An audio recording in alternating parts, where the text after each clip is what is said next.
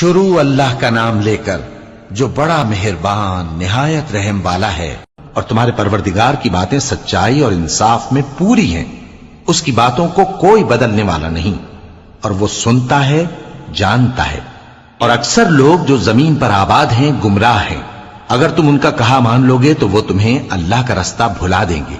یہ محض گمان کے پیچھے چلتے اور نرے اٹکل کے تیر چلاتے ہیں۔ تمہارا پروردگار ان لوگوں کو خوب جانتا ہے جو اس کے رستے سے بھٹکے ہوئے ہیں، اور ان سے بھی خوب واقف ہے جو رستے پر چل رہے ہیں۔ سو جس چیز پر ذبح کے وقت اللہ کا نام لیا جائے، اگر تم اس کی آیتوں پر ایمان رکھتے ہو تو اسے کھا لیا کرو۔ اور سبب کیا ہے کہ جس چیز پر اللہ کا نام لیا جائے تم اسے نہ کھاؤ؟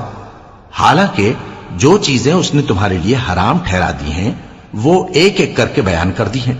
بے شک ان کو نہیں کھانا چاہیے مگر اس صورت میں کہ ان کے کھانے کے لیے ناچار ہو جاؤ۔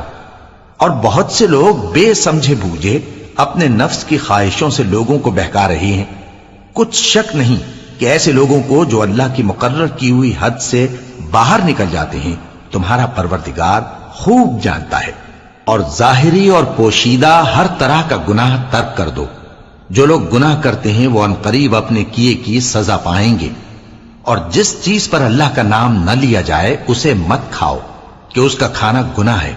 اور شیطان لوگ اپنے رفیقوں کے دلوں میں یہ بات ڈالتے ہیں کہ تم سے جھگڑا کریں، اور اگر تم لوگ ان کے کہے پر چلے تو بے شک تم بھی مشرک ہوئے۔ بھلا جو پہلے مردہ تھا پھر ہم نے اس کو زندہ کیا اور اس کے لیے روشنی کر دی جس کے ذریعے سے وہ لوگوں میں چلتا پھرتا ہے، کہیں اس شخص جیسا ہو سکتا ہے جو اندھیرے میں پڑا ہوا ہو اور اس سے نکل ہی نہ سکے؟ اسی طرح کافر جو عمل کر رہے ہیں وہ انہیں اچھے معلوم ہوتے ہیں۔ اور اسی طرح ہم نے ہر بستی میں بڑے بڑے مجرموں کو موقع دیا کہ اس میں مکاریاں کرتے رہیں، اور جو مکاریاں یہ کرتے ہیں ان کا نقصان انہی کو ہے اور اس سے بے خبر ہیں۔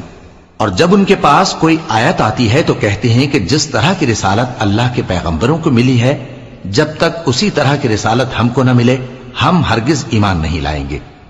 اس کو اللہ ہی خوب جانتا ہے کہ رسالت کا کون سا موقع ہے اور وہ اپنی پیغمبری کسے عنایت فرمائے۔ جو لوگ جرم کرتے ہیں ان کو اللہ کے ہاں ذلت نصیب ہوگی